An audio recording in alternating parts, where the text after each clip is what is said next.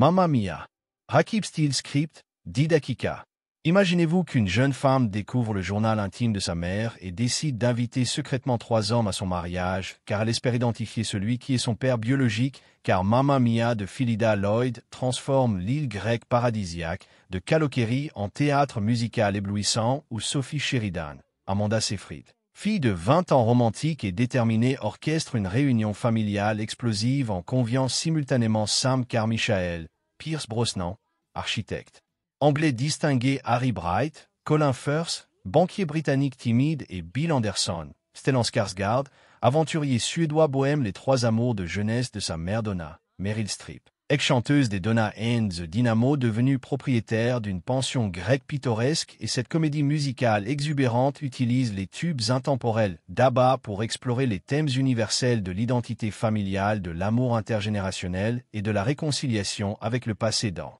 un cadre méditerranéen enchanteur. L'histoire commence sur la magnifique île grecque de Kalokeri où Sophie vit avec sa mère Donna dans une ancienne villa transformée en pension de famille au charme authentique, mais légèrement délabrée, et Sophie prépare fébrilement son mariage avec Sky, Dominic Cooper, jeune homme passionné qui rêve de voyager autour du monde mais accepte de s'installer définitivement sur l'île par amour pour elle, et cette idylle juvénile révèle les compromis nécessaires dans toute relation amoureuse, car Sophie sacrifie ses propres rêves d'aventure pour maintenir l'héritage familial, tandis que Sky renonce à sa soif d'exploration pour construire une vie stable, et cette tension entre sécurité domestique et liberté individuelle structure toute la dynamique du couple. La découverte du journal intime de Donna dans le grenier poussiéreux de la villa révèle les secrets soigneusement gardés de sa jeunesse bohème, car ces pages intimes racontent ses aventures amoureuses passionnées avec 3 hommes différents durant l'été 1979, et Sophie réalise avec excitation et terreur que n'importe lequel de ces 3 amants pourrait être son père biologique, car Donna n'a jamais révélé l'identité du géniteur, et cette découverte bouleverse l'image idéalisée que Sophie avait d'eux.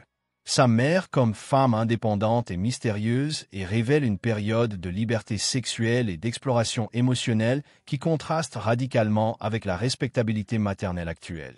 L'impulsion romantique et quelque peu naïve de Sophie la pousse à envoyer des invitations de mariage aux 3 hommes en signant du nom de Donna, car elle imagine une réconciliation familiale harmonieuse où son père biologique la reconnaîtrait instantanément et accepterait de la conduire à l'hôtel. Et cette stratégie révèle à la fois son optimisme juvénile et son besoin profond d'appartenance paternelle, car elle a grandi sans figure masculine stable et idéalise l'idée d'une famille nucléaire complète, et son plan secret témoigne aussi de sa détermination à contrôler sa propre destinée plutôt que d'accepter passivement les silences familiaux. L'arrivée simultanée des 3 hommes sur l'île crée une situation de comédie musicale parfaite, car chacun croit avoir été personnellement invité par Donna pour une réconciliation romantique après 20 ans de séparation, et Sam Carmichael, architecte londonien récemment divorcé, espère retrouver son grand amour de jeunesse. Harry Bright, banquier célibataire endurci par des décennies de solitude émotionnelle, cherche une seconde chance d'intimité authentique, et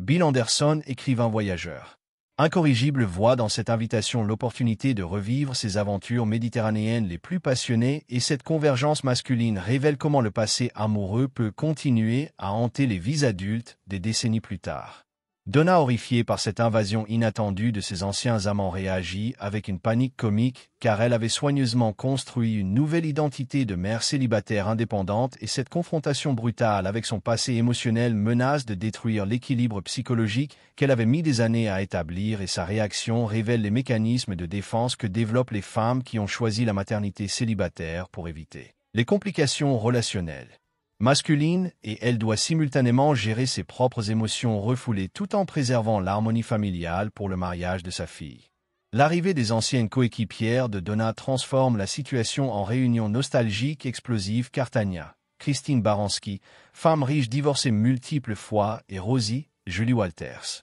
célibataire endurcie aux opinions tranchées, apportent leur soutien moral et leurs souvenirs partagés de l'époque dorée des Donna and the Dynamo, et ces retrouvailles féminines révèlent la force des amitiés de jeunesse qui survivent à toutes les épreuves de l'âge adulte, et leur performance musicale spontanée démontre comment la musique peut instantanément ressusciter les joies et l'insouciance de la jeunesse perdue, et cette solidarité féminine intergénérationnelle offre à Donna le courage nécessaire pour affronter ses anciens amours. Les interactions individuelles entre Sophie et chacun des trois hommes révèlent des aspects différents de sa personnalité, car avec Sam, elle explore son côté pratique et organisateur, avec Harry, elle développe sa sensibilité artistique et romantique, et avec Bill, elle exprime sa soif d'aventure et de découverte, et cette diversité relationnelle suggère que l'identité paternelle dépasse largement la simple génétique, car chaque homme potentiel offre des modèles différents de masculinité et de sagesse. Et Sophie découvre qu'elle peut bénéficier des qualités de tous trois sans nécessairement privilégier les liens biologiques exclusifs.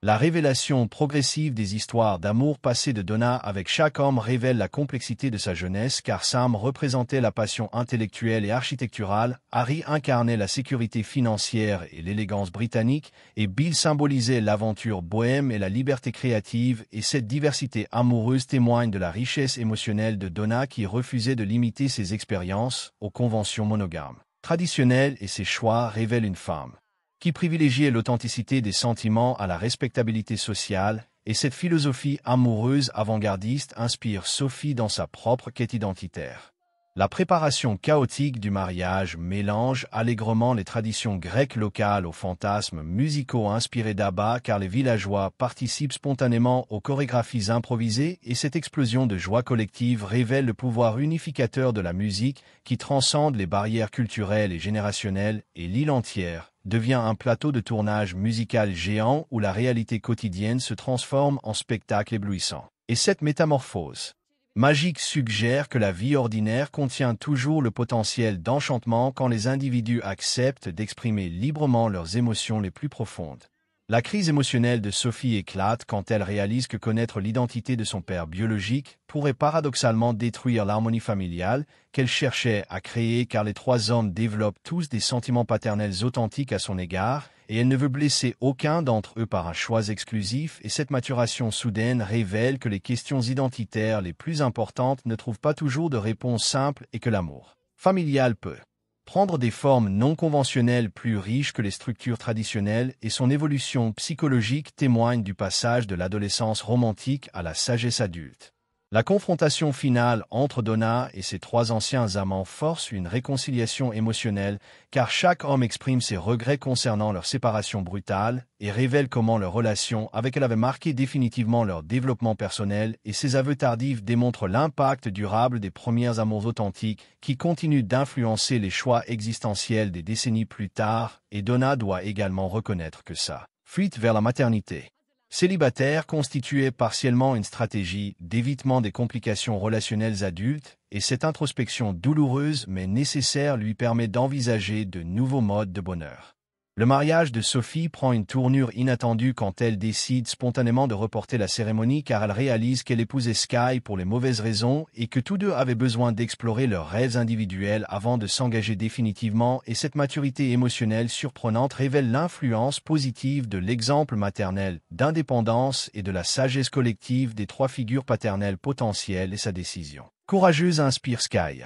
proposer un compromis créatif où ils voyageraient ensemble autour du monde avant de revenir s'installer sur l'île, et cette solution révèle que les vrais couples trouvent des moyens de concilier leurs aspirations apparemment contradictoires. La surprise finale révèle que Sam avait toujours été amoureux de Donna et qu'il était revenu sur l'île dans l'espoir secret de la reconquérir, et cette persistance romantique touche profondément Donna, qui accepte finalement sa demande en mariage impromptu, et leur union tardive démontre que l'amour authentique peut survivre à des décennies de séparation et de malentendus, et cette réconciliation permet aussi à Sophie de retrouver une figure paternelle stable, sans pour autant exclure les autres homme de sa vie familiale élargie, car elle comprend que l'identité se construit à travers les relations choisies plutôt que par les seuls liens biologiques. L'épilogue joyeux montre toute la communauté insulaire qui célèbre simultanément le mariage de Donna et Sam, le départ aventureux de Sophie et Sky, et la réconciliation générale des générations, car cette conclusion optimiste suggère que les conflits familiaux peuvent toujours trouver des résolutions créatives quand tous les protagonistes privilégient l'amour à l'orgueil, et cette harmonie finale révèle aussi le pouvoir thérapeutique de la musique qui permet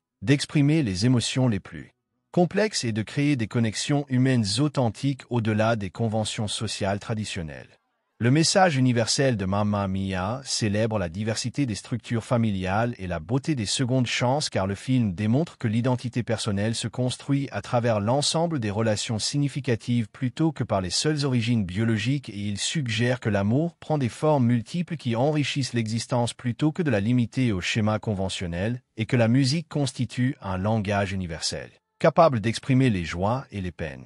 humaines les plus profondes et de créer des moments d'extase collective qui transcendent les différences culturelles et générationnelles et révèlent la beauté fondamentale